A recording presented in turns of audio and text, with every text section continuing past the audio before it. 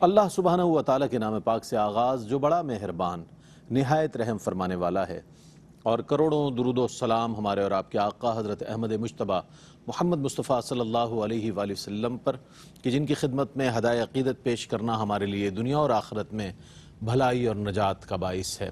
ناظرین محترم، السلام علیکم ورحمۃ اللہ وبرکاتہ۔ میں ہوں آپ کا میزبان محمد رئیس احمد، اور آپ دیکھ رہے ہیں پروگرام روشنی سب کے لیے، اور اس پروگرام کو بالترتیب آپ پیر منگل بدھ دیکھتے ہیں، اور آج کا جو موضوع ہے وہ خوف خدا ہے، اس پر ہم بات کریں گے۔ لیکن پہلے میں ایک تعزیتی ایک دو پیغامات ہیں وہ آپ کی خدمت میں پیش کر دوں۔ ہمارے ایسوسیٹ پروڈیوسر محمد عامر شہزاد کے چھوٹے بھائی محمد سلمان گزشتہ دنوں انتقال کر گئے۔ دعا کریں کہ اللہ تعالیٰ مرحوم کو جوار رحمت میں جگہ عطا فرمائے اور رواحقین کو صبر جمیل عطا فرمائے، اور اس کے ساتھ عالمی شہرت یافتہ قوال جناب زمان ذکی تاجی قوال جو ہے وہ بھی ان کی آج تدفین تھی، اور ان کی رحلت ہوئی۔ اللہ پاک ان کے درجات بلند فرمائے، مغفرت فرمائے، اور لواحقین کو صبر جمیل عطا فرمائے۔ بہت سے پروگرامز ہم نے ان کے ساتھ کیے، ARYQ TV پر طریقت و عقیدت اور دیگر پروگرامز میں ان کا ساتھ رہا۔ اللہ تعالیٰ ان کی بخشش و مغفرت فرمائے۔ یہ دو مرحومین کے حوالے سے تعزیتی پیغامات تھے، اور ARYQ TV کی پوری ٹیم اور حاجی عبدالرؤف صاحب کی جانب سے دونوں خاندانوں کے لیے تعزیت پیش کرتے ہیں۔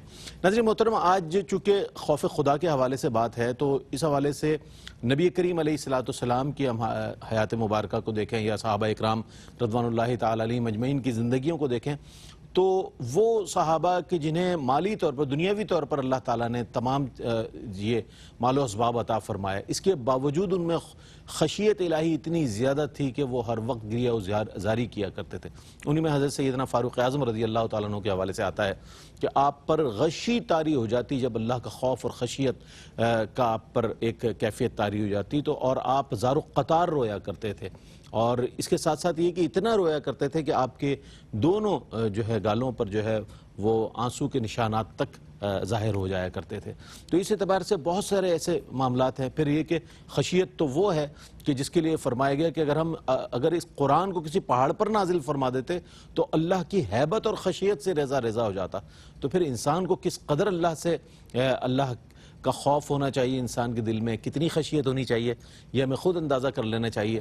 اس کے ساتھ ساتھ آج جب ہم بات کریں گے انشاءاللہ، اس کا آغاز کریں گے، تو قرآن کریم میں خوف خدا کے حوالے سے کیا کیا احکامات آئے ہیں، پھر نبی کریم علیہ السلام نے کس طرح موٹیویٹ کیا لوگوں کو، کس طرح ترغیب دلائی کہ آیا اللہ کا خوف اور ڈر پیدا کریں اپنے اندر، اور مزید اس پر انشاءاللہ بات کریں گے۔ علامہ مفتی احسن نوید نیازی صاحب ممتاز و معروف عالم دین تشریف فرمائیں۔ السلام علیکم ورحمۃ اللہ وبرکاتہ۔ وعلیکم السلام ورحمۃ اللہ وبرکاتہ۔ علامہ مفتی سید زیغم علی گردیزی صاحب ممتاز و معروف عالم دین ہے، تشریف فرمائیں۔ السلام علیکم ورحمۃ اللہ وبرکاتہ۔ وعلیکم السلام ورحمۃ اللہ وبرکاتہ۔ اچھا، میں نے چونکہ ابتدا یہ عرض کر دیا، تو قرآن کریم ہی سے سب سے پہلے ہم روشنی حاصل کریں گے کہ قرآن میں آیا جو ہے یہ کیا اللہ تعالیٰ ارشاد فرما رہا ہے خوف خدا کے حوالے سے۔ میں چاہتا ہوں اس پر کچھ کلام فرمائیے۔ بسم اللہ الرحمن الرحیم، صلی اللہ علیہ حبیبہ سیدنا و مولانا محمد وعلی آلہ وصحبہ بارک وسلم۔ خوف خدا ہر نیکی کی اصل ہے، خوف خدا جڑ ہے ہر نیکی کی۔ جو بھی نیکی ہے وہ خوف خدا کی بنیاد پہ مارز وجود میں آتی ہے۔ اور دیکھیں، گناہ سے بچنا بھی خود ایک نیکی ہے، وہ بھی اس کے اندر شامل ہے۔ یعنی ہر نیکی کی میں بات کر رہا ہوں تو گناہوں سے بچنا بھی اس کے اندر شامل ہے، وہ خود ایک نیکی ہے مستقل۔ تو ہر نیکی، چاہے اس کا تعلق فعل کے ساتھ ہو، کرنے کے ساتھ ہو، ایکشن کے ساتھ ہو، چاہے اس کا تعلق جو ہے وہ بچنے کے ساتھ ہو، کف کے ساتھ ہو، کرنا نہ کرنا، دونوں امور کے ساتھ جن نیکیوں کا تعلق ہے وہ تمام نیکیوں کی اصل خوف خدا ہے۔ جب بندے کے دل میں خوف خدا پیدا ہوتا ہے، راسخ ہو جاتا ہے، تو اب بندہ گناہوں سے بچنا شروع کر دیتا ہے اور نیکیاں کرنا شروع کر دیتا ہے۔ یہ ہے خوف خدا جو نیکیوں کی اصل۔ اور قرآن مجید فرقان حمید برہان رشید تو چونکہ نیکیوں پہ ابھارنے والا اور گناہوں سے روکنے والا ہے، تو قرآن ہمیں جا بجا خوف خدا کے احکام سے مملو نظر آتا ہے۔ جگہ جگہ عنوان بدل کر، الفاظ بدل کر، صیغے بدل کے الگ الگ الفاظ میں خوف خدا کی ترغیب دلائی گئی ہے، بلکہ خود قرآن کی شان ہی یہ بیان کی گئی ہے۔ لو انزلنا هذا القرآن على جبل لرأيته خاشعا متصدعا من خشیت اللہ۔ بے شک اگر یہ قرآن ہم نازل کرتے، پہاڑوں پہ نازل کرتے، تو تم ضرور انہیں دیکھتے کہ وہ اللہ کے خوف سے ریزہ ریزہ ہو جاتے۔ یعنی خوف خدا، پہاڑ ریزہ ریزہ ہو جائے اور انسان جو ہے اس کی حیثیت کیا ہے، وہ بے خوف رہے۔ اگر انسان جو ہے اس سے عبرت حاصل نہ کرے اور اللہ کی اس سمجھانے سے، اس مثال سے، اس تفہیم سے بھی انسان عبرت حاصل نہ کرے تو یہ اس کی بدبختی اور شقاوت ہے. اس پہ بھی توبہ کرنی چاہیے اور اللہ سے خیر کی توفیق مانگنی چاہیے اور خوف خدا کی دعا مانگنی چاہیے. تو قرآن جا بجا میں خوف خدا کی ترغیب دلاتے ہوئے نظر آتا ہے، حکم دیتے ہوئے نظر آتا ہے. دیکھیں جگہ جگہ تقوی کا حکم ہے. فرمایا یا ایھا الذین آمنوا اتقوا اللہ. الگ الگ جگہوں پر جو ہے وہ تقوی اختیار کرنے کا حکم دیا. حق تقاتی ڈرنے کا حق ہے، اور کہیں الگ الگ الفاظ میں کہیں صرف ڈرنے کا ذکر ہے. تو جہاں جہاں یہ ڈرنے کا ذکر، تقوی کا ذکر، اور تقوی کا مطلب کیا ہے؟ ڈرنا، بچنا، یعنی اللہ سے ڈرنا اور اللہ کی نافرمانی سے بچنا. اور خود اللہ تعالیٰ ڈراتے یہ فرماتا ہے فَإِيَّايَ فَارْهَبُونَ، اور مجھی سے ڈرو، مجھی سے ڈرو. ترغیب اور ترہیب، ترغیب مانا رغبت دلانا، ترہیب مانا جو ہے وہ ڈرانا. تو خدا فرما رہا ہے فَإِيَّايَ فَارْهَبُونَ، مجھی سے ڈرو، مجھی سے، میرے عذاب سے بچو، میرے عذاب سے، میرے عقاب سے بچو. یہ اللہ تبارک و تعالیٰ ارشاد فرماتا ہے. اور پھر جو خوف خدا اختیار کرنے والے ہیں ان کے جو اللہ تبارک و تعالیٰ فضائل بیان فرماتا ہے. فرماتا ہے وَلِمَنْ خَافَ مَقَامَ رَبِّهِ جَنَّتَانِ، جو اپنے رب کے حضور کھڑا ہونے سے ڈرے، خوف کرے، اس کے لیے دو جنتیں ہیں. اور پھر آگے دوسری جگہ اللہ تعالیٰ فرماتا ہے ان الذین یخشون ربهم بالغیب لهم مغفرۃ واجر کریم. کیا بات! جو اللہ، وہ لوگ کہ جو اللہ کے خوف سے ڈرتے ہیں، جو اللہ سے ڈرتے ہیں، اللہ کا خوف اختیار کرتے ہیں بن دیکھے، غیب مشاہدہ نہیں ہے، غیب ہے، جو بن دیکھے اللہ سے ڈرتے ہیں، خوف کرتے ہیں اللہ کا، تو ان کے لیے مغفرت اور اجر ہے، ان کے لیے اجر کریم ہے، اجر عظیم ہے، اجر کبیر ہے، ان کے لیے یہ اجر ہے. اللہ تبارک و تعالیٰ کی طرف سے باقاعدہ یہ فضیلت ارشاد فرمائی جا رہی ہے، یہ ترغیب فرمائی جا رہی ہے. بچنے کا حکم بھی ہے، بچنے کی فضیلت بھی بیان ہو رہی ہے، آخرت میں کیا ملے گا یہ بھی بتایا جا رہا ہے، دنیا میں مرنے کے بعد کیا ملے گا یہ بھی بتایا جا رہا ہے، اور ساتھ اوصاف بھی بیان کیے جا رہے ہیں کہ یہ خوف اختیار کرنا یہ کس کا وصف ہے. اللہ اپنے نبیوں کا ذکر کرتا ہے تو فرماتا ہے وَكَانُوا لَنَا خَاشِعِينَ، اور یہ ہم سے ڈرنے والے ہیں. ان نبیوں کا وصف اللہ بیان کر رہا ہے جو انبیاء و مرسلین ہیں، اللہ کے چنیدہ ہیں، جو اللہ کے ایمبیسیڈر ہیں، سفیر بن کر یہاں ہیں، مخلوق کی طرف دے اللہ کا پیغام لے کر آئے، میسنجر ہیں، اللہ کے رسول ہیں. اللہ ان کے لیے یہ وصف بیان کرتا ہے کہ وہ ہم سے ڈرنے والے ہیں. اور یہ ڈرنا اللہ کس کا وصف بیان کرتا ہے؟ اللہ کہتا ہے انما یخشی اللہ من عبادہ العلماء، اللہ کے بندوں میں سے اس سے علم والے ہی ڈرتے ہیں. اس کا ایک مطلب یہ بھی بنتا ہے کہ جو اللہ سے ڈرتا ہے وہی علم والا ہے، وہی علم والا ہے. بہت عمدہ. یعنی دو پہلو ہیں نا اس کے. ایک پہلو تو یہ ہے کہ جو علم والے ہیں وہ ڈرتے ہیں، ان کا وصف ہے. اور دوسرا پہلو اس کا یہ ہے، دوسرا اینگل یہ ہے کہ جو اللہ سے ڈرتے ہیں وہی علم والے ہیں. تو اگر بندہ علم والا بننا چاہتا ہے، علم والوں کے فضائل حاصل کرنا چاہتا ہے، تو وہ اللہ سے ڈرنا شروع کر دے، اللہ کا خوف اختیار کرنا شروع کر دے.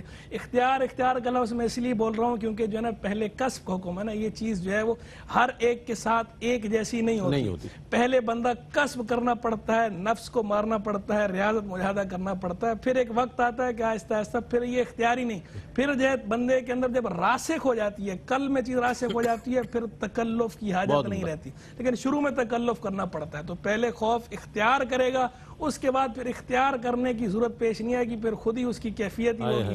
وَهُوَ مَعَكُمْ أَيْنَمَا كُنْتُمْ، تم جہاں کہیں ہو وہ تمہارے ساتھ ہے. یہ بات اللہ نے فرمائی ہے. صوفیہ کرام مراقبہ کرتے تھے تو اس بات کا باقاعدہ مراقبہ کرتے تھے، مراقبہ میت، کہ تم جہاں کہیں ہو اللہ تمہارے ساتھ ہے. اس کا تصور کرنا، اپنے خیال کی نگرانی کرنا کہ اللہ میرے ساتھ ہے، اللہ مجھے دیکھ رہا ہے. آدمی خود بخود بندے کا دل جو ہے وہ اللہ کی عظمت سے لبریز ہو جائے، اللہ کے خوف سے بندے کا دل کانپنا شروع کر دے، اور خود بخود ہی بندہ گناہوں سے بچنا شروع کر دیتا. بہت عمدہ. یہ جو بے خوفی کی کیفیت ہے نا، وہ انسان کو گمراہیت کی طرف لے جاتی ہے، انسان کو ان اعمال کی طرف لے جاتی ہے کہ جو اللہ کی بارگاہ میں، رسول کریم صلی اللہ علیہ وسلم کی بارگاہ میں ناپسندیدہ اعمال ہے. یہ بے خوفی جو ہے ہم عام طور پر دیکھتے ہیں، ہر جگہ لکھا ہوتا ہے سٹیکرز پہ اللہ دیکھ رہا ہے، اللہ دیکھ رہا ہے. ان کو اس سٹیکر پر لکھا ہوا سمجھ نہیں آ رہا، لیکن اگر کیمرہ لگا ہوا وہیں اور لکھا ہوا نیچے کیمرے کی آنکھ آپ کو دیکھ رہی ہے تو بندہ الرٹ ہو جاتا ہے، جناب کیمرہ دیکھ رہا ہے اور اس پہ ریکارڈ ہو رہا ہے. تو یہ بھی تو دیکھیں اللہ تعالیٰ نے جو کرامن کاتبین ہمارے لیے عنایت فرمائے ہیں، اللہ تعالیٰ نے وہ بھی تو ہمارے اعمال لکھ رہے ہیں. اور دوسری بات یہ تمام چیزیں جو ہم اعمال کر رہے ہیں اس کا ہمیں جواب دینا ہے اللہ کی بارگاہ میں جا کر. تو یہ خوف جو ہے نا وہ انسان کو پرہیزگاری کی طرف لے کر جاتا ہے, نیکی کی طرف لے کر آتا ہے. یہ بہت اہم چیز ہے جسے ہم نے بالکل ایسا سمجھا ہوگا کہ اللہ تو معاف کر دے گا, اللہ ضرور معاف فرمانے پر قادر ہے, لیکن اس کے احکامات کو بھی سامنے رکھنا ہے, اس کی خوف اور خشیت کو بھی پیش نظر رکھنا ہے. نبی کریم علیہ السلام کی احادیث طیبہ کے حوالے سے ہم جاننا چاہیں کس طرح آپ نے موٹیویٹ فرمایا اور خوف خدا کی جو ایک فضیلت ہے اس کو آپ نے اپنے الفاظ میں بیان فرمایا, اپنے فرامین میں بیان فرمایا. میں چاہتا ہوں کچھ روشنی ڈالی.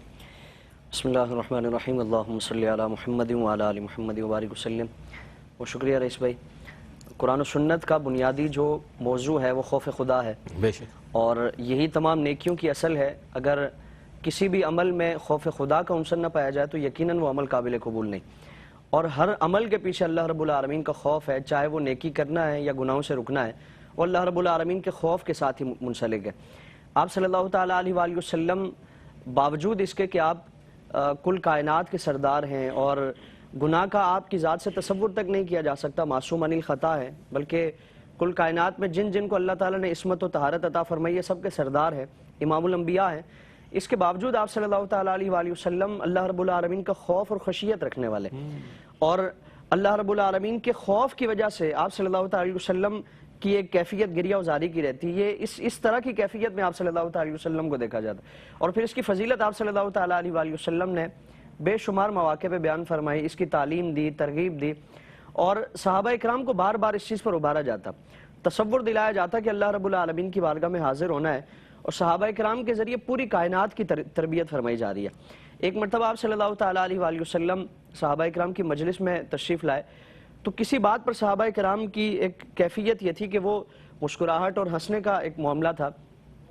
تو حضور نے فرمایا کہ تم جو میں جانتا ہوں تم نہیں جانتے, جو چیزیں اللہ تعالیٰ نے میرے سامنے کی ہیں, یعنی کل کائنات کے حجابات اللہ تعالیٰ نے اپنے حبیب کی نگاہوں سے اٹھا دیے ہیں, اور آپ صلی اللہ تعالیٰ علیہ وسلم مدینہ منورہ میں بیٹھ کر آپ یہاں تشریف فرما ہیں, آپ جنت و دوزخ کے معاملات کو ملاحظہ فرماتے ہیں, اعمال کا انجام کیا ہے اور کس کس عمل کی وجہ سے اللہ رب العالمین کی بارگاہ میں کیا مقام ہے, وہ حضور اپنے حجرے سے یا اپنی مجلس سے بیٹھ کر وہ ملاحظہ فرماتے ہیں. تو فرمایا کہ جو چیز میں جانتا ہوں وہ تم نہیں جانتے. پھر فرمایا کہ اگر خدا کی عزت کی قسم جو میں جانتا ہوں وہ تم جاننے لگ جاؤ تو فرمایا کہ تمہارا ہنسنا وہ کم ہو جائے اور تمہارے رونے کی شدت ہو جائے. یعنی اگر تمہیں مادیت سے متعلق, دنیاوی معاملات سے متعلق, دنیاوی عیش و عشرت اور آرام و سکون سے متعلق تمہیں خبر ہو جائے تو فرمایا کہ تمہاری یہ ہنسی وہ کم ہو جائے. یعنی یہ ان صحابہ اکرام سے فرمایا جا رہا ہے کہ جو آپ صلی اللہ تعالیٰ علیہ وسلم کی زبان مبارک سے جن کا جنتی ہونا, جن کی بشارت دی جاتی ہے, ان صحابہ اکرام سے متعلق آپ فرما رہے ہیں کہ تمہارا یہ ہنسنا اس کی کثرت نہ ہو بلکہ اس کی وجہ سے اللہ رب العالمین کا خوف تم پر طاری ہونا چاہیے. اچھا, میں چاہتا ہوں کہ ایک مختصر سا وقفہ لے لوں, وقفے کے بعد جب لوٹیں گے تو اس پر مزید کلام فرمائیں گے. آپ نے چونکہ ظاہر نبی کریم علیہ السلام اور آپ کے ان صحابہ کرام رضوان اللہ تعالیٰ علیہ مجمعین کا ذکر ہو رہا ہے کہ جو ہمارے لیے رول ماڈلز ہیں بنیادی طور پر. انشاءاللہ مزید کلام کریں گے مفتی صاحب. ایک وقفہ ہے, وقفے کے بعد لوٹتے ہیں. مجھے امید ہے آپ کا اور ہمارا ساتھ رہے گا. خیر مقدم ہے, آپ کا آج خوف خدا کے حوالے سے بات ہو رہی ہے اور علامہ مفتی سید زیغم علی گردیزی صاحب جو ہے اپنے جواب کو مکمل فرمائیں گے. اس کے بعد پھر ایک اہم سوال ہے وہ پیش کرتا ہوں. بسم اللہ. بسم اللہ الرحمن الرحیم. رئیس بھائی, آپ صلی اللہ تعالیٰ علیہ وآلہ وسلم کی کثیر احادیث مبارکہ اور پوری حضور کا جو تبلیغ کا ایک طریقہ کار ہے اس میں خوف خدا ہی پر ترغیب دی گئی, ترہیب فرمائی گئی, اور عقل مند کی نشانی اور حکمت کی جو اصل ہے وہ اللہ رب العالمین کا خوف قرار دیا گیا. یعنی حکیم اس شخص کو کہا جاتا ہے نا کہ جو اپنے نفع نقصان سے متعلق خبر رکھنے والا ہو, اس پر گہری نظر رکھنے والا ہو. تو انسان کا اصل نقصان کیا ہے کہ اللہ رب العالمین کے خوف سے وہ دور ہو جائے, اس سے عاری ہو جائے, اور اپنا جو اصل نقصان ہے یعنی آخرت کا جو اس کا گھر ہے, آخرت کی اللہ رب العالمین کی طرف سے اس کے لیے جو انعام و اکرام کا سلسلہ ہے اس سے اگر انسان محروم ہو جائے تو سب سے بڑی ہلاکت و نقصان اس کا یہ ہے. تو فرمایا کہ حکمت کی اصل وہ کیا ہے, اللہ رب العالمین کا خوف, اور عقل مند کی نشانی بھی ہے کہ وہ اللہ رب العالمین کا خوف رکھنے والا ہو.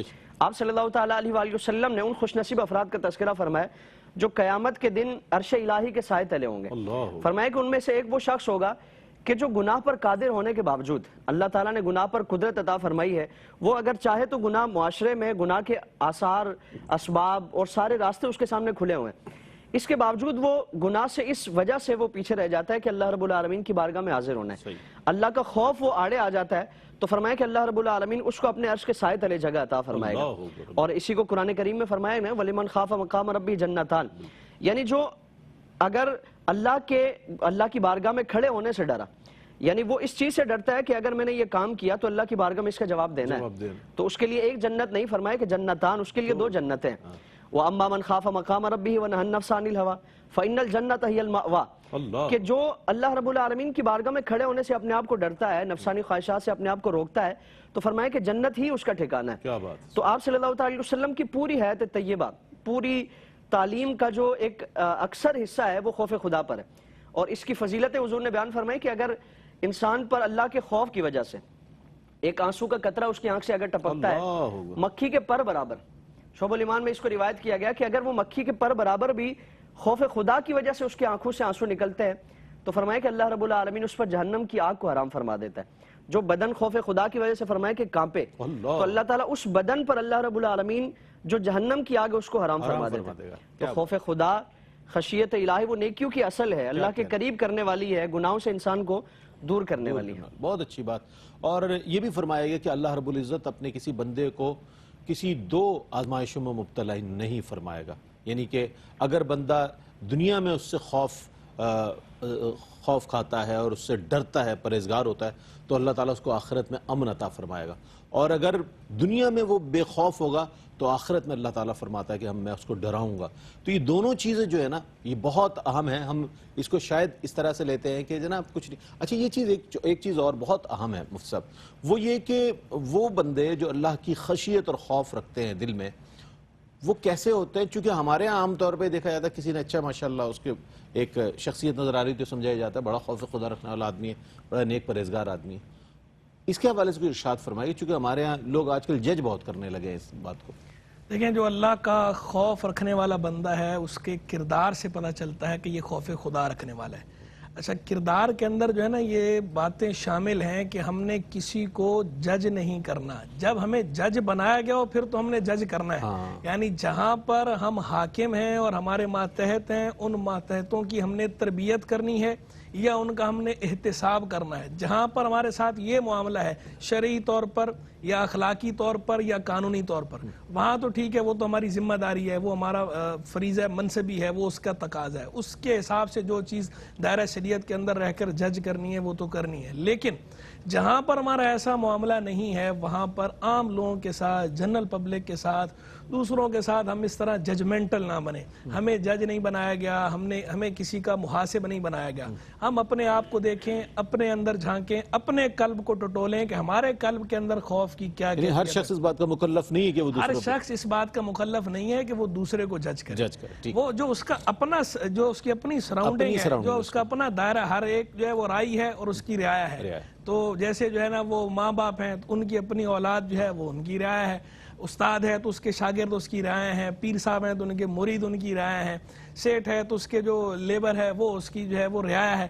تو جہاں جس کی جو رعایا ہے, اسی طرح حاکم اعلیٰ جو حکمران ہے تو جو ریاست کا حکمران ہے, باقی جو عوام ہیں وہ اس کی رائے.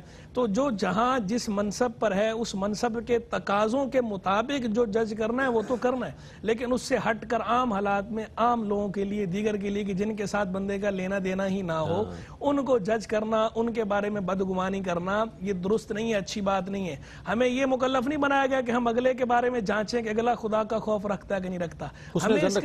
ہمیں اس بات کا مکلف کیا گیا کہ ہم نے خدا کا خوف اختیار کرنا ہے اور اللہ کی مخلوق سے حسن ظن رکھنا. اللہ کی مخلوق کے لیے حسن ظن رکھیں ہم. لیکن یہاں یہ بھی وعدے کر دوں کہ قرائن, یہ بدگمانی کی بھی صورتیں ہوتی ہیں. کبھی ایسا ہوتا ہے کہ قرائن بالکل واضح ہوتے ہیں, جہاں واضح شرعی قرائن پائے جا رہے ہوں اس کی بنا پر کوئی بدگمانی کسی سے کرتا ہے تو وہ بدگمانی دائرہ جواز کے اندر ہے. لیکن جہاں قرائن واضح سریح نہ پائے جاتے ہوں تو وہاں محض اپنے وساوس کی بنا پر یا اپنے دل کے اندر کوئی بات ایسی سوچنا, بعض لوگ بہت زیادہ نیگیٹو سوچتے ہیں, ان کی جو ہے وہ اوور تھنکنگ کرتے ہیں, نیگیٹو, ہمیشہ دوسرے کے لیے نیگیٹو اوپینین رکھتے ہیں, لوگوں کے لیے عام طور پر اپنے آپ کو سپیریئر سمجھتے ہیں, سپیریورٹی کمپلیکس کا شکار ہوتے ہیں. تو ہر دوسرا بندہ انہیں منفی نظر آتا ہے, ہر ایک پہ تنقید, اور تنقید برائے تنقید. ایک تو تنقید برائے اصلاح ہوتی ہے, تنقید تعمیری تنقید جو ہے وہ تو اچھی ہے, اس سے تو معاشرے پروان چڑھتے ہیں, اسے تو فکر میں بالیدگی آتی ہے, شعور پختہ ہوتا ہے، اس سے تو علم بڑھتا ہے، اس سے بندے کی صلاحیت بڑھتی ہے، وہ تو صلاحیتوں کو نکھارنے کے لیے ہوتی ہے. لیکن جو تنقید برائے تنقید ہے، تخریبی تنقید جو ہے، یہ کرٹیسزم جو ہے جس کا کوئی فائدہ نہیں ہے، یہ اس طرح کا یہ معاملہ درست نہیں ہے. شریعت بھی اس کی اجازت نہیں دیتی، ہمارا دین ہمیں اس کی اجازت نہیں دیتا. اخلاقی طور پر بھی جو مورل ویلیوز کے بھی خلاف ہے، اخلاقاً بھی ٹھیک نہیں ہے، ایتھکس کے بھی خلاف ہے. اچھا ایک تو یہ بات ہو گئی. اب جو ہے وہ کردار بندے کا ہونا کیسے چاہیے. اصل بات یہ چونکہ ہر شخص اس وقت تو مصلح امت خود ساختہ مصلح امت بن کر سامنے آ رہا ہے. دیکھیں کہ جو بندہ بھی خدا کا خوف رکھنے والا ہے، جب خدا کا خوف رکھتا ہے تو خدا کا خوف جو ہے اس کے اپنے ایک ثمرات ہیں جو ظاہر ہوتے ہیں. ایک اصل کیفیت تو یہ قلبی ہے، اس کا تعلق دل کے ساتھ ہے، لیکن وہ جو قلبی کیفیت ہے وہ ظاہر پہ اثر انداز ہوتی ہے. اور الظاہر عنوان الباطن، ظاہر جو ہے یہ باطن کا عنوان ہوتا ہے. ظاہر سے جو ہے نا باطن کا پتہ چلتا ہے. کلو انان یترشح بما فیہ، ہر برتن سے وہی ٹپکتا ہے جو اس کے اندر ہوتا ہے. تو اگر قلب کے اندر جو ہے خوف خدا ہوتا ہے، راسخ ہوتا ہے، تو پھر بندے کا کردار ایسا ہوتا ہے کہ اس کی آنکھ صرف وہی دیکھتی ہے جسے دیکھنا جائز ہے، پھر وہ ناجائز چیز نہیں دیکھتا. اس کا کان وہی سنتا ہے جو جائز ہوتا ہے، وہ ناجائز چیز نہیں سنتا. پھر اس کا ہاتھ اسی طرف بڑھتا ہے جس کی طرف ہاتھ بڑھنا جائز ہے، ناجائز چیز کی طرف ہاتھ نہیں بڑھاتا. اس کا پاؤں اسی طرف بڑھتا ہے جس طرف پاؤں بڑھانا جائز ہے، ناجائز چیز کی طرف نہیں بڑھتا.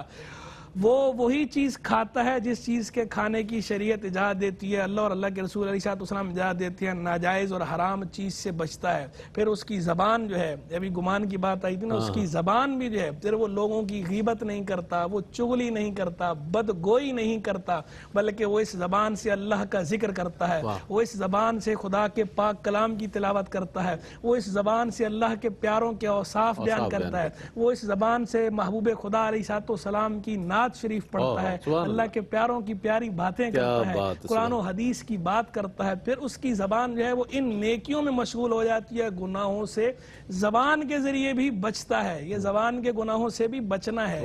زبان کے گناہ بھی بہت مضر ہیں، موذی ہیں. گناہ ہے، اللہ کی نافرمانی کسی بھی اس کے ذریعے ہو، نافرمانی ہے، اس سے بچنے کا حکم ہے.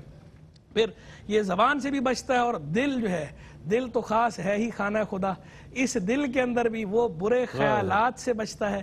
مسلمانوں کی، اللہ کی مخلوق کی بدگوئی، اللہ کی مخلوق کی بدگمانی، اللہ کی مخلوق سے حسد کرنا، اللہ کی مخلوق سے بغض رکھنا، اللہ کی مخلوق سے کینہ رکھنا، ان ساری چیزوں سے اپنے دل کو صاف کرتا ہے. اس کے دل میں تو بس اللہ کی یاد بھری ہوتی ہے، اس کے دل میں خدا کی محبت ہوتی ہے، اس کے دل میں خدا کا خوف ہوتا ہے. اور یہ خدا کا خوف اور خدا کی محبت دونوں مل کر اسے خلق خدا سے محبت پہ ابھارتے ہیں، خلق خدا سے نفرت سے بچاتے ہیں. اگر نفرت کہیں کرتا ہے تو اللہ اور اللہ کے رسول کی خاطر کرتا ہے جس پہ اجر ہے، اور محبت کرتا ہے تو اللہ اور اللہ کے رسول کی خاطر الحب فی اللہ والبغض فی اللہ کا مظہر بن جاتا ہے. یہ جو باتیں ارشاد فرمائے مفتی صاحب نے، آپ کے ذہن میں بات ہوگی، وہ کون سا معاشرہ ہوگا جناب جس میں اس قدر خوف خدا ہوگا، اتنی خشیت الہی ہوگی، جس میں ہر شخص اللہ کی بارگاہ میں اس بات کا وہ ہوگا کہ بھائی مجھے اس عمل کا جو ہے ذمہ دار ہوں میں اور مجھے جواب دینا ہے. تو یہ آپ کو اگر ملے گی تو نبی کریم علیہ السلام کا عہد مبارک دیکھیں اور خلفائے راشدین المہدیین رضوان اللہ تعالی علیہم اجمعین کے ادوار دیکھیں، ان کے عہد دیکھیں کہ جس میں خوف اور خشیت لوگوں میں نظر آتی ہے. فتوحات بھی ہیں، تمام جہاد بھی ہو رہا ہے جناب، عبادت بھی ہو رہی ہے، عائلی زندگی بھی، اس کے بھی حقوق پورے ہو رہے ہیں. لیکن وہ تمام چیزیں جو آئیڈیل اسلامک سوسائٹی کا تصور ہے، جس میں خوف خدا ہے، خشیت الہی ہے، اگر وہ دیکھنا ہے تو وہ چیز ہمارے ماضی میں رہی ہے جس کو ہم نہ پڑھتے ہیں اور نہ اس سے کچھ حاصل کرنے کی کوشش کرتے ہیں. ایک اور سوال وہ یہ کہ جس معاشرے میں خوف خدا کا فقدان ہو، یہ ایک بہت اہم بات ہے اور ہم اپنے عصری طور پر بھی اگر اپنے گرد و پیش جائزہ لیں تو نظر آ جائے گا آپ کو، جس معاشرے میں خوف خدا کا فقدان ہو وہاں امن اور آشتی کیا اس معاشرے میں ممکن ہو سکتی ہے؟ کیا فرمائیے اس حوالے سے؟ رئیس بھائی، خوف خدا، خشیت الہی جہاں آخرت میں درجات کی بلندی کا باعث ہے اور اللہ رب العالمین کے قرب کا اور اس کی خوشنودی کا باعث ہے، اسی کے ساتھ ساتھ دنیاوی طور پر معاشرے کے امن، سکون اور رواداری، پیار، محبت، ان ساری چیزوں کا بھی فروغ کا باعث ہے. اور اگر خوف خدا، خشیت الہی ہی نہ ہو تو پھر یہ ساری چیزیں جو ایک دوسرے کے لیے لازم و ملزوم ہے کہ اگر انسان میں خوف خدا ہوگا تو پھر وہ کسی پر ظلم زیادتی سے گھبرائے گا، وہ کسی ایسی چیز سے جس طرح آپ صلی اللہ علیہ وسلم نے فرمایا کہ اس کے وجود سے کسی کو نقصان نہیں پہنچے گا، وہ سراپا نفع ہوگا، وہ مخلوق کو نفع پہنچانے کا ایک باعث بنے گا. لیکن اگر یہی خوف خدا ختم ہو جائے, اللہ رب العالمین کی حیا ختم ہو جائے, شرم ختم ہو جائے, اور یہ ڈر ختم ہو جائے کہ میں نے اس عمل کا اللہ کی بارگاہ میں حساب دینا ہے, تو پھر آپ صلی اللہ علیہ وسلم نے فرمایا نا کہ جب حیا وہ ختم ہو جائے تو جو چاہے وہ کرتا رہے. یعنی تیرا ضمیر ملامت نہیں کرے گا, تیرا ضمیر تجھے اس چیز پر وہ شرم نہیں دلائے گا کہ تو نے یہ کرنا ہے, کیونکہ اس کے ضمیر سے یہ ساری چیزیں محو ہو چکی ہوں گی, اس کے دل و دماغ سے یہ ساری چیزیں محو ہوں گی کہ میں اللہ کی بارگاہ میں حاضر ہونا ہے. لیکن اگر یہ ضمیر ملامت کرتا ہے اور اگر یہ ایک تصور طاری رہتا ہے کہ اللہ رب العالمین دیکھ رہا ہے اور اللہ کی بارگاہ میں نے اس عمل کا حساب دینا ہے, تو پھر وہ کسی بھی ناجائز کام کی طرف نہیں جائے گا, کسی ایسے کام کی طرف نہیں جائے گا جو اللہ کی خوشنودی سے دور کرنے والا ہو, اللہ رب العالمین کی ناراضگی کا باعث ہو. جس طرح آپ صلی اللہ علیہ وسلم نے خاص عبادات کے حوالے سے یہ تصور قائم کرنے کی تعلیم فرمائی نا کہ عبادت ایسے کی جائے کہ یہ تصور قائم کیا جائے کہ گویا تم اللہ کو دیکھ رہے ہو, اور اگر یہ تصور نہیں قائم ہوتا تو تم کم از کم یہ تصور کر لو کہ اللہ تمہیں دیکھ رہا ہے. یعنی جب عبادات کا یہ معاملہ ہے تو پھر انسان عبادات سے ہٹ کر کسی اور راستے کی طرف جانا, معاملات اور معمولات میں بھی یہی کلیہ ہے نا. اچھا ایک وقفہ لے لیتے ہیں, وقفے کے بعد جب لوٹیں گے تو انشاءاللہ اس پر مزید کلام فرمائیں گے. مفتی صاحب آپ ہمارے ساتھ رہیے گا. جناب خیر مقدم ہے آپ کا, اللہ دیکھ رہا ہے, بے شک اللہ دیکھ رہا ہے, اور ہم اگر کسی وجہ سے ہمارا ذہن اگر دنیاوی امور کی طرف بھی مائل ہو جائے تب بھی دل میں یہ خیال اگر موجود رہے اللہ دیکھ رہا ہے, تو ہمارے تمام اعمال و افعال جو اور معاملات اور معمولات جو ہیں وہ اس کی لائن آف ڈائریکشن بالکل شریعت مطہرہ کے مطابق ہو جائے گی. میں چاہتا ہوں جواب مکمل فرما دیں. اس میں قرآن کریم میں اسی تصور کو اجاگر فرمایا گیا کہ یعلم خائنۃ الاعین وما تخفی الصدور, کہ تمہاری آنکھوں کی جو خیانت ہے اللہ رب العالمین اس کو بھی جاننے والا ہے, اور دلوں میں جو تمہارے چھپے ہوئے معاملات ہیں, خیالات ہیں, اللہ رب العالمین اس کو بھی جاننے والا ہے. اور اگر یہ تصور قائم ہو جائے تو پھر کسی بھی طور پر اور کسی بھی گناہ کے راستے کی طرف اگر جائے گا تو یہ تصور انسان کو اس گناہ سے روک لے گا. ہم رمضان المبارک میں دیکھیں کہ ایک تصور عبادات کی کثرت کی وجہ سے اور ایک ماحول کی وجہ سے یہ طاری ہو جاتا ہے, تو پھر ہم معاشرے سے گناہوں کا جو ایک جو سلسلہ ہے اس میں کافی حد تک کمی آ جاتی ہے. اور یہی اگر دور رسالت مآب صلی اللہ علیہ وسلم میں یا دور خلافت میں دیکھیں, حضرت عمر فاروق کا دور ہے, رضی اللہ آپ عنہ, رات کو مختلف علاقوں میں گشت فرماتے ہیں, آواز آتی ہے کہ بیٹا اس میں دودھ میں پانی ملا لو اور تاکہ اس میں زیادہ سے زیادہ منافع حاصل کیا جائے. تو وہ بچی اپنی والدہ کو کہتی ہے کہ حضرت عمر فاروق کا دور ہے اور ہمیں یہ اس پاکیزہ دور میں یہ عمل کرتے ہوئے اللہ رب العالمین کا خوف ہونا چاہیے. تو اس خاتون نے کہا کہ اللہ تو نہیں دیکھ رہا, حکمران بھی ایسے ہونا, عمر تو نہیں دیکھ رہا. تو اس بچی نے کہا کہ عمر نہیں دیکھ رہے, اللہ رب العالمین تو دیکھنے والا ہے. یعنی عمر تو سو جاتے ہوں گے, عمر دیکھ نہیں رہے, ہم ہماری چیزوں کو ہمارے معمولات کو ملاحظہ نہیں کر رہے, لیکن عمر کا جو خدا ہے جس کے حکم کا عمر بھی پابند ہے اور جس سے عمر بھی خوف کرنے والا ہے وہ اللہ رب العالمین دیکھنے والا ہے. اور روایات میں آتا ہے کہ اسی پھر بچی سے حضرت عمر نے اپنے بیٹے کا نکاح فرمایا. یعنی اگر یہ خوف خدا خشیت الہی ہو گئے. اور پھر حضرت عبداللہ ابن عمر ایک دفعہ آپ جنگل میں اپنے ساتھیوں کے ساتھ سفر میں, ایک چرواہا گزرتا ہے, تو آپ کے ساتھی آپ سے عرض کرتے ہیں کہ ان سے کہیں کہ اگر کوئی بکری ہمیں دے دیں تو ہم جو ایک بھوک کی کیفیت ہے, کمزوری سفر کی وجہ سے آ گئی ہے, تو ہم اس کو دور کر لیں اور اپنی ایک خواہش ہے اس کو پورا کر لیں. تو اب اس چرواہے سے کہا جاتا ہے, تو اس نے کہا کہ نہیں یہ میرا مال نہیں ہے, یہ میرے مالک کا مال ہے اور میں اس خدمت پر مامور ہوں, ان کی حفاظت پر مامور ہوں. تو آپ نے فرمایا کہ آپ نے اس کو چیک کرنے کے لیے اور اس کا جو ایک خوف کی کیفیت ہے, اللہ رب العالمین کا ایک خشیت کی کیفیت ہے, اس کو جانچنے کے لیے آپ نے فرمایا کہ تمہارا مالک تو نہیں دیکھ رہا. تو اس نے انتہائی جلال کی کیفیت میں آسمان کی طرف انگلی اٹھا کر پھر عرض کیا کہ پھر خدا کہاں ہے, خدا کہاں ہے. یعنی جب اس نے یہ الفاظ ادا کیے تو حضرت عمر کے رونگٹے کھڑے ہو, گریہ ازاری کی کیفیت طاری ہو جاتی ہے.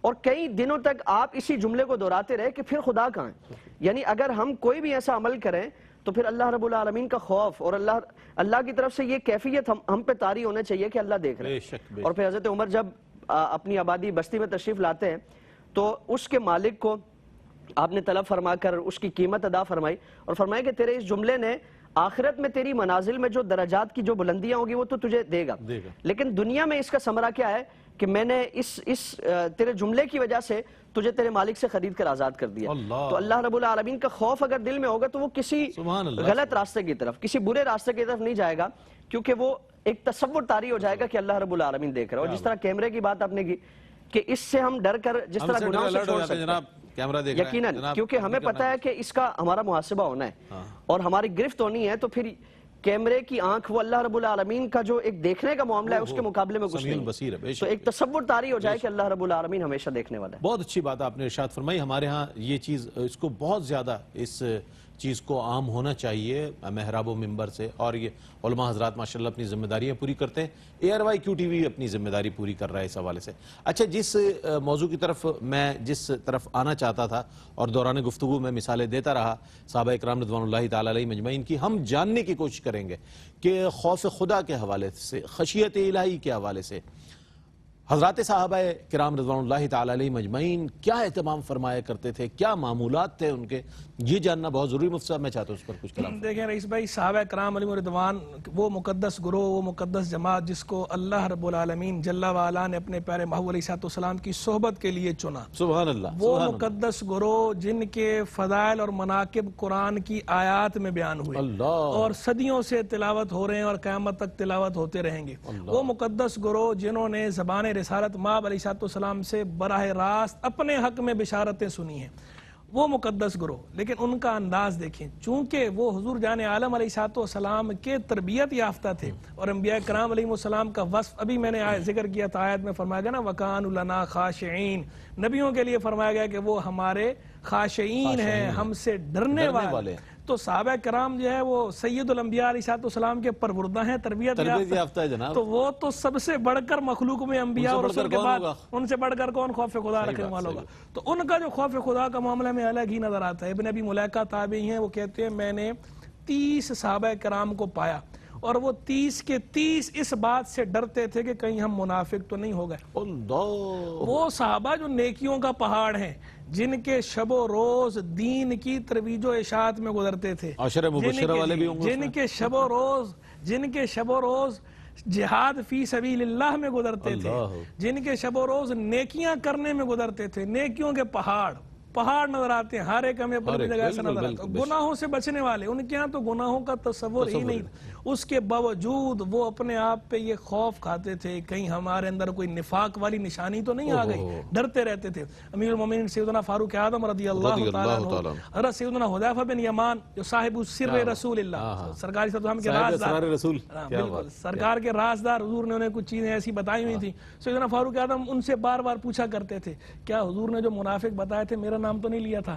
کہ میرے اندر کوئی نفاق کی نشانی تو نہیں ہے؟ اور وہ ہر بار جو ہے نفی کرتے تھے، کہتے تھے نہیں ایسی بات نہیں ہے، لیکن وہ بار بار پوچھتے تھے۔ سیدنا فاروق اعظم جن کے لیے یہ فرمایا گیا کہ لو کان بعدی نبی لکان عمر، اگر میرے بعد کوئی نبی ہوتا تو وہ عمر ہوتا، وہ عمر جو ہے وہ ایسے عمر جن کے بارے میں یہ بات فرمائی گئی کہ جو ہے شیطان جو ہے راستہ تبدیل کر دے، جن سے شیطان ڈرتا ہے، جن کے زبان اور قلب پہ حق جاری ہوتا ہے، جن کی رائے کی موافقت میں قرآن کی آیات نازل ہوتی ہیں، وہ عمر جس کے آداب پہ شیدا سکر، اس خدا دوست حضرت پہ لاکھوں سلام، وہ خدا دوست حضرت میں وہ خدا کا خوف ایسا رکھتے ہیں اور اپنے آپ کو ٹٹولتے ہیں، اور وہ صحابی سے جا کے بار بار محاسبہ کر رہے ہیں، پوچھ رہے ہیں، احتساب کر رہے ہیں، سیلف اکاؤنٹیبلٹی پوچھ رہے ہیں ان سے، اور ساتھ ان سے بھی پوچھ رہے ہیں کہیں میرے اندر کوئی نفاق کی نشانی تو نہیں آ گئی، کہ حضور نے یہ تذکرہ تو نہیں کیا تھا، ڈر رہے ہیں۔ سیدنا عثمان غنی رضی اللہ تعالیٰ عنہ، سیدنا عثمان بن عفان رضی اللہ تعالیٰ عنہ، کیا شان ان کی، کیا شان، احادیث بھری ہوئی ہیں ان کی شان سے۔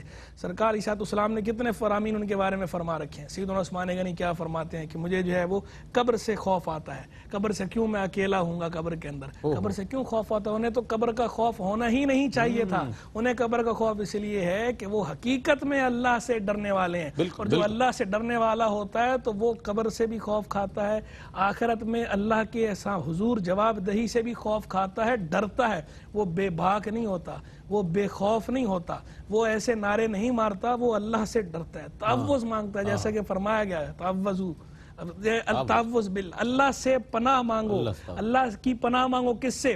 آگ سے، اللہ کی پناہ مانگو قبر کے عذاب سے، اللہ کی پناہ مانگو اللہ کے عذاب سے، اور اللہ کی پناہ مانگو نار دوزخ سے۔ یہ تو احکام باقاعدہ دیے گئے۔ تو صحابہ کرام علیہ رضوان تو ہمیں اللہ کی پناہ مانگنے والے زبان سے بھی نظر آتے تھے، اور اپنے کردار کے ذریعے، اپنے افعال کے ذریعے بھی ہمیں اللہ سے خوف کھانے والے نظر آتے تھے، اللہ سے ڈرنے والے نظر آتے تھے۔ تو کیوں نہ ہو، الایمان بین الخوف والرجاء، ایمان جو ہے وہ امید اور خوف کے درمیان۔ اچھا، یہ حدیث ذہن میں آ گئی تو ساتھ یہ بھی وضاحت کر دوں کہ خوف کے درجات بھی ہیں۔ ایک درجہ خوف کا ہوتا ہے ضعیف، ایک درجہ ہوتا ہے خوف کا معتدل، اور ایک ہوتا ہے قوی۔ ضعیف درجے کا مطلب یہ ہے کہ بس وقتی طور پہ خیال آیا تھوڑی دیر کے لیے ایسے تھوڑی کیفیت سی سنسنی سی بدن میں تاری ہوئی، لیکن اس کے بعد پھر دوبارہ وہی معمولات میں لگ گئے، ہلکا سے ایک آنسو بہ گیا، تھوڑا سا رو پڑے، لیکن بعد میں پھر وہی معمولات۔ یہ خوف ہے ضعیف۔